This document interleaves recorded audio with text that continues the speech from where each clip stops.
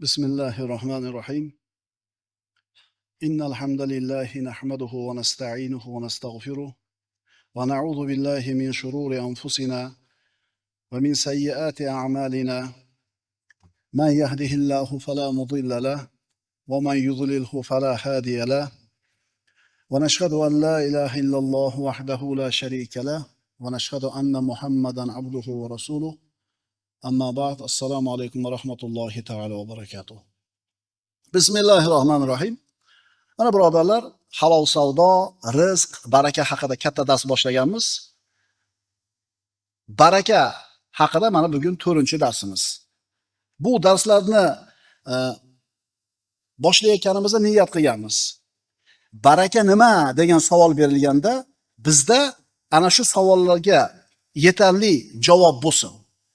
Baraka nima ekanligini tushunib olaylik degan narsani oldiga maqsad qilib qo'yganmiz. Rizq quvish kerak emas. Rizq yozilgan. Rizqqa sabab bo'ladigan mehnatni qilamiz, biz baraka qidirishimiz kerak. Baraka bir narsaning ustida ilohiy xayriyatning davomiy turishi. Bir narsaki uni ustida ilohiy xayriyat davomiy turadi.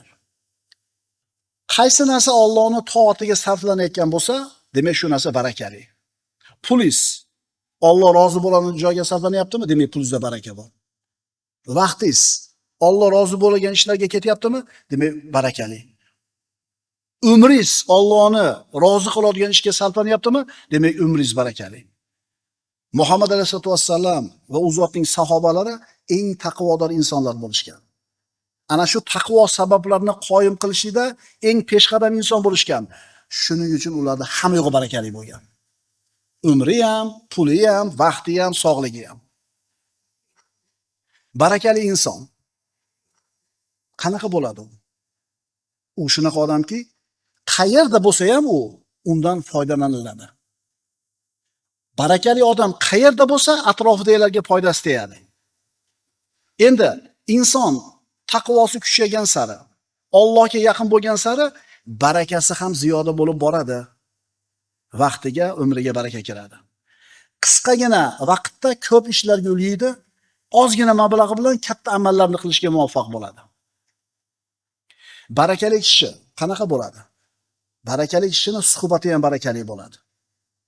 Eng barakali inson bu ilmli inson. Hadisda aytiladi-ku. Katta hadis. Farishtalar bu odamlar haqida Allohga hisob berganda, Alloh ularni hammasini gunohini kechirganligini aytadi. Ilm majlisi niyatida kelganlarni. Shunda farishtalar Parvardigor, mana banda ilm majlisi deb kelgani yo'q. Bir ishi bilan keldi. Uni ham kechira olasanmi deganida Alloh taolo aytdi, u majlis, ilm majlisi shunday majliski, u yerda o'tirgan odamlar shunday odamlarki, ular bilan birga o'tirganlar bu narsadan, xayriyatdan mahrum bo'lmaydi. Ma'qulmi? Ilm majlisi eng barakotli majlislardan. Barakot. Alloh taolo o'zi yaratgan mahluqotlarni barakotli qildi. Makonlarni, vaqtlarni, o'rinlarni. Ana, barakali vaqtga misol. Laylatul Qadr kechasi. Qadr kechasi barakali kecha. Laylatul Qadri xoyrun min alfi shahr. Boshqa oyatda inna anzalnahu fi laylatin mubarakatin dedi. Albatta biz uni bir muborak, barakotli kechada nozil qildik. Ramazon kechasi hammasi barakalik, endi uning ichida Qadr kechasi barakasi ziyodaroq bo'ladi. Chunki Qur'on nozil bo'lgan kecha barakali bo'lmay iloji yo'qda. Chunki Qur'onning o'zi tushganligi bu kechani barakasi uchun kifoya qiladi. Zulhijja oyining 1-10 kuni. Bu ham muborak kunlar. Barakali vaqtlardan tong pallasi barakali birodarlar. Rizqni kelishi, baraka yo'llari ochiladigan vaqt tong paytda bo'ladi. Payg'ambarimiz sollallohu alayhi vasallam bizning Muhammad alayhisalomning ummatini tongi vaqtiga baraka tilaganlar. Aytganlarki, Allohumma barik li ummati fi bukuriha. Parvardigor, ummatimning ertalabki vaqtini barakali qilgin. Yo'q birodarlar, bomdoddan keyin uxlash mumkin emas degan gap yo'q. Kun chiqqandan keyin uxlasangiz, o'sha baraka bomdod namozi bilan kun chiqishlik orasida bo'ladi. Kun chiqqandan keyin uxlavering. Bilasizmi, bomdodni masjidda o'qigan va o'sha uxlamagan kuningiz qandaydir 25 soatga o'xshab ko'rinadi. U chakkani ishini qilmaysan, yana vaqting qoladi.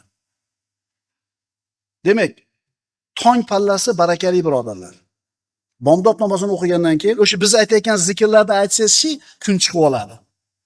To'g'rimi? Bomdod namozi bilan kun chiqish orasidagi uyqu birodarlar, kunni eng zo'r vaqtini boy berishlik bo'ladi. Qadr kechasi barakalik, Zulhijja oyining avvalgi 10 kuni barakalik, sahargi vaqt barakalik. Endi o'rinlardan barakaligi. Baytulloh, Ka'ba-i muazzama barakotlik. Yer yuzida birodarlar, bironta uy yaxshiligi ko'p, haloyiq uchun xayriyati davomiy bo'lgan Ka'bachalik bo'la olmaydi. Xayriyati ko'p, haloyiq uchun barakasi davomiy bo'lgan Ka'bachalik boshqa bir uy yo'q. Bu uyni barakotli ekanligini Alloh taoloning o'zi aytayapti. Astagfirullah. Inna awwala baytin wudiya lin-nasi lallazi bi Bakkata mubarakan va hudan lil alamin. Albatta odamlar ibodat qilishlari uchun qurilgan birinchi uy Makkadagi muborak va butun olamlar uchun hidoyat bo'lgan Ka'ba. Demak, Ka'ba-i muazzama barakot. Barakaligini ko'ringki, Ibrohim alayhisolamning duosi tufayli hech qanday ekin o'smaydigan joyda dunyoning hamma meva-chevasi bor. Ka'ba-i muazzamada o'qilgan bir rakat namoz, nafil namoz, boshqa masjidlarda o'qilgan 100,000 rakat nafil namozga teng. Barakotli o'rinlardan Madina-i Munawvara. Madina-i Munawvara muborak birodarlar. Chunki payg'ambarimiz sollallohu alayhi vasallam Madina-i Munawvaraga Robbisidan barakot tilab duo qilganlar. Allohumma ja'al bil madinati dhi'fa ma ja'alta bi Makkata min al baraka. Muttafaqun alayh. Parvardigor, Madinaga Makkaga bergan barakangdan 2 barobarini bergin. Muhammad alayhisolamning duolari ijobat birodarlar. Makkadagidan ko'ra 2 barobar ko'proq baraka berdi deb duo qilyaptilar Rasululloh. Allohumma barik lana fi madinatina va barik lana fi sa'ina va muddina. Ikkinchi duolari. Parvardigor, Madinamizga baraka ber. Bizga so'yimizni va muddimizni barakali qilib ber. Ya'ni o'lchov birliklari. Masjidun Nabaviy barakali birodarlar. Unda o'qilgan bir rakat nafil namoz boshqa masjidlarda o'qilgan 1000 rakat nafil namozga teng. Masjidul Aqso va uning atrofini Alloh taolo barakotli qilib qo'ydi. Astagfirullah. Subhanallazi asra bi abdihi laylan minal masjidil harami ilal masjidil aqso allazi barakna havlahu. Alloh bir kecha o'z bandasini unga oyat mo'jizalarimizdan ko'rsatish uchun Makkadagi Masjidil Haromdan Quddusdagi biz atrofini barakotli qilib qo'ygan Masjidil Aqsoga sayr qildirgan zotdir. Masjidil Aqsoda o'qilgan bir rakat namoz birodarlar, boshqa masjidlarda o'qilgan nafil namozlardan 500 rakatiga teng bo'ladi. Demak, Alloh taolo vaqtni barakotli qilgan ekan, Alloh taolo joyini barakotli qilgan ekan.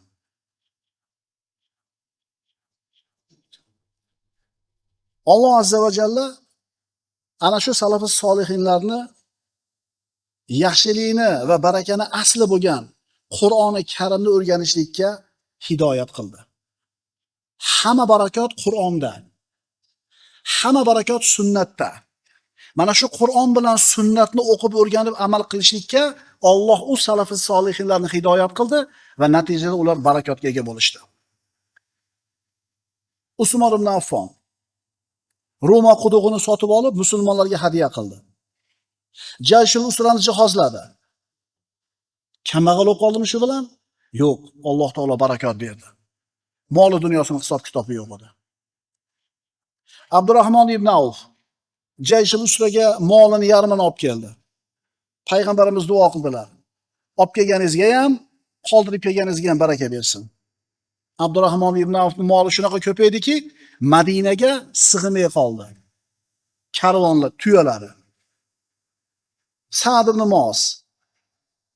Sa'd ibn Muoz roziyallohu anhu ansorlarning sayyidlaridan edi. Madinaning sayyidlaridan. 31 yoshga kirganda islomni qabul qilgan edi. Vafot etganida 37 yoki 38 yoshda edi.